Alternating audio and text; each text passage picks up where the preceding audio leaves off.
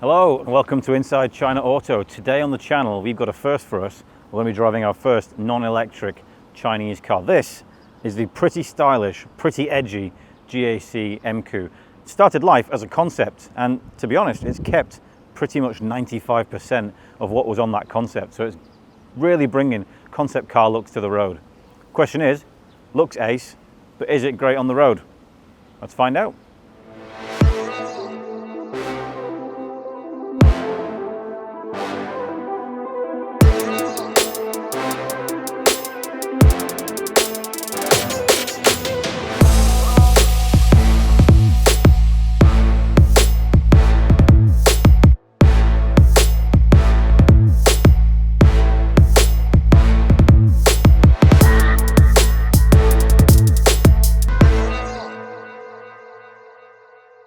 Okay, so as usual, we're going to start here at the front of the car with what is probably one of the most distinctive faces on the Chinese car market.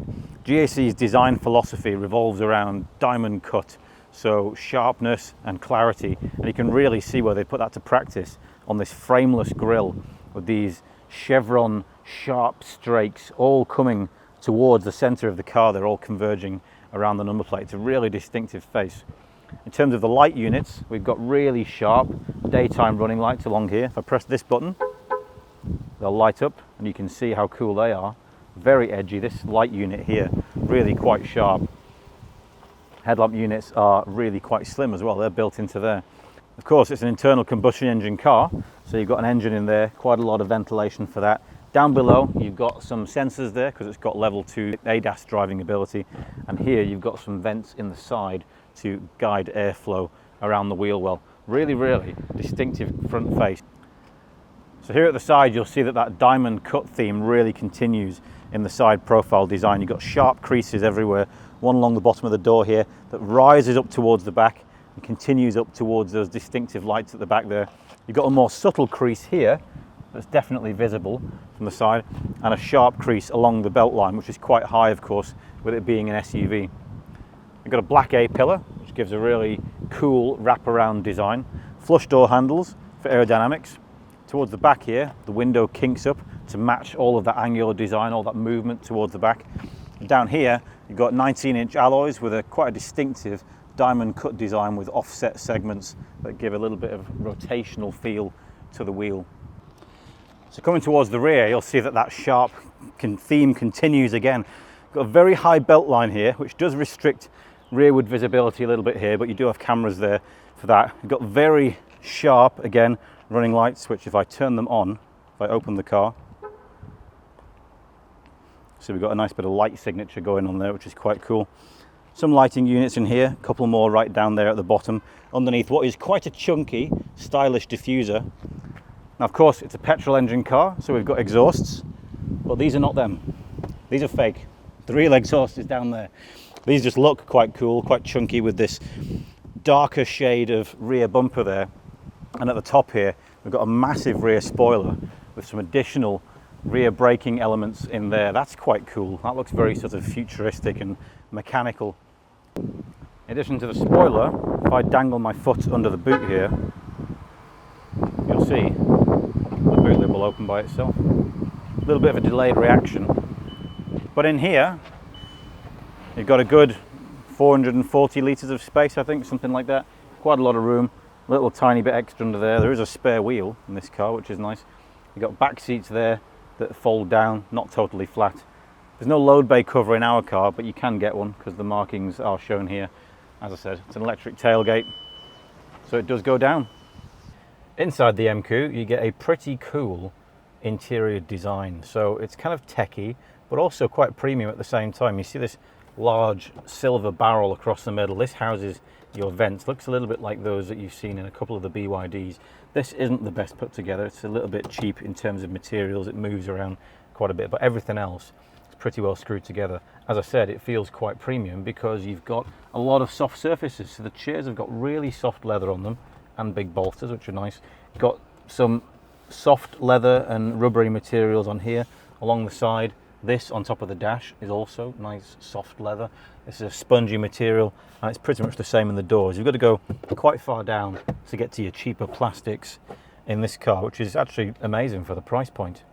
If I want to talk about the little drive selector here, so you've got a little bit of silver around the outside, a metal rim around this, and the little diamond in the middle there just to reinforce that diamond cut philosophy. The steering wheel is cool, looks very sporty. You've got red leather stitching in there, looks quite compact with this small boss in the center, metal elements around the outside and the bottom, and a flat bottom on there as well. Quite a lot of features on here, so you've got your adaptive cruise control, lane keeping assist. Obviously you can change your music and songs, change the speed of your adaptive cruise control, and also talk to the car through there as well as your 10.25 inch screen in front of the driver. You've also got a heads-up display, which is quite funky. I'll talk about that when we get out on the road. In the center, I believe you can get two different sizes of screen. We've got the larger one, which I believe is 14 or 15 inches, something in that ballpark.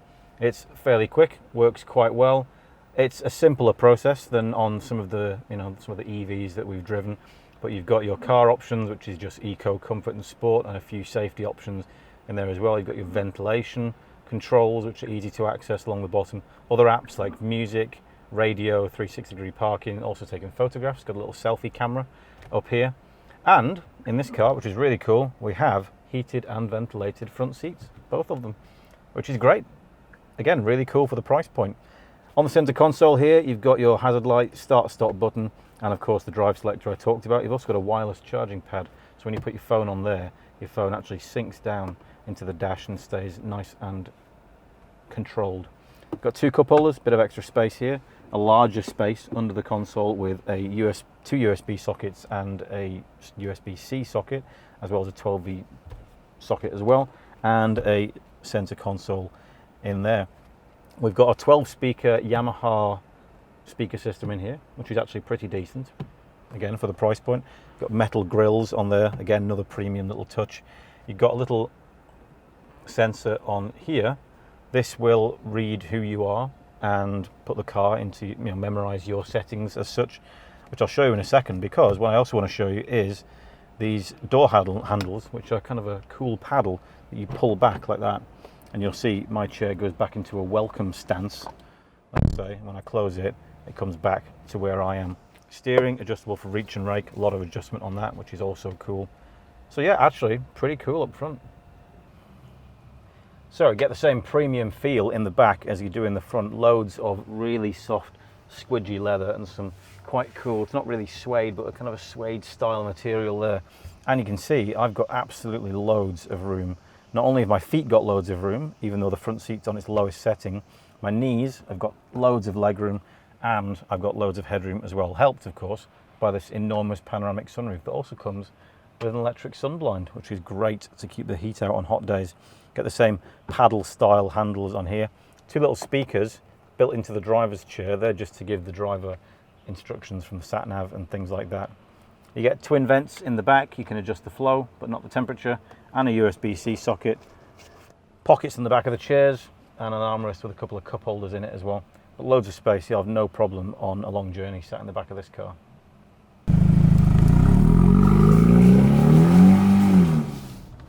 So while we're trying to navigate the incredible traffic in Guangzhou, I mean, this place is absolutely full of cars, let's talk a little bit about what the EMKOO is like to drive.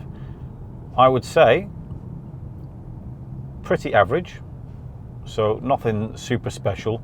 Certainly you will notice the difference in the fact that it's an ICE car, internal combustion engine car, compared to an electric car.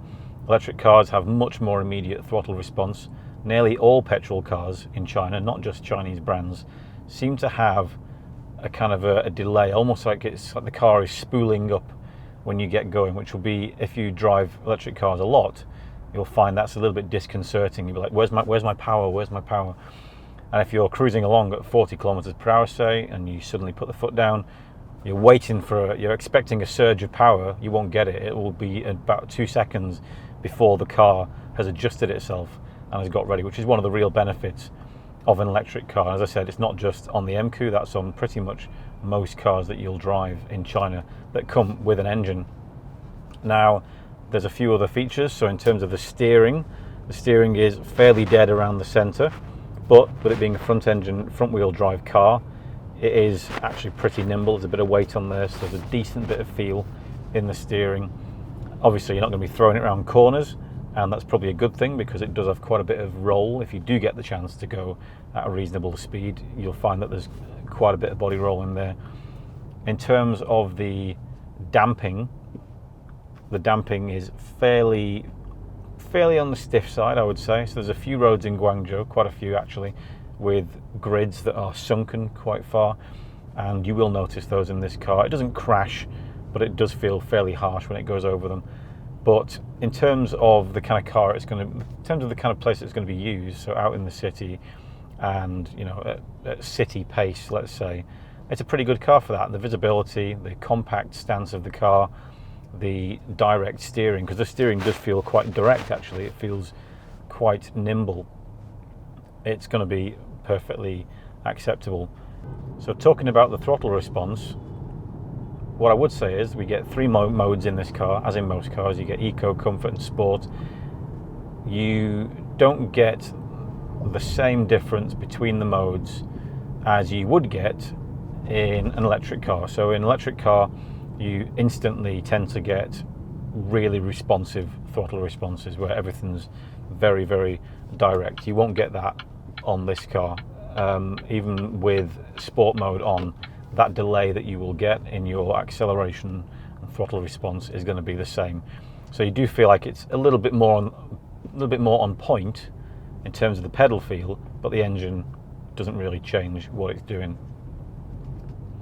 But for comfort, I'd say these chairs are actually quite comfortable. Get a decent amount of bolstering on there, and it's quite easy to get a good seating position as well, because you can tilt the base up and lower the seat and raise it quite a bit. So there's a lot of flexibility in terms of the driving position. It's easy to get the support that you need.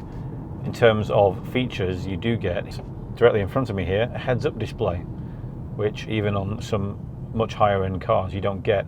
And here you get some pretty basic information. So you get your speed, you also get speed limit signs that it's red, you get lane keeping assist. So if you have cars to the right or left, there'll be little red triangles either side of the lane, and you get information as well on your adaptive cruise control and your lane keeping assist. So it is level 2 equipped for that kind of stuff, and I've tried that on the road. It's pretty good, a little bit fidgety, so it will be making quite a few corrections as it's going, but in practice it works. And you also got a button here to change the distance that you want to stay from the vehicle in front. In fact, the heads-up display also tells you how far away the vehicle in front is. So the van in front of me now is 2 meters away.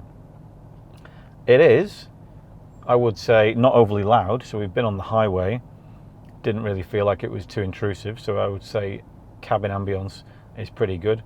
The ventilation isn't too loud unless you put it really high up.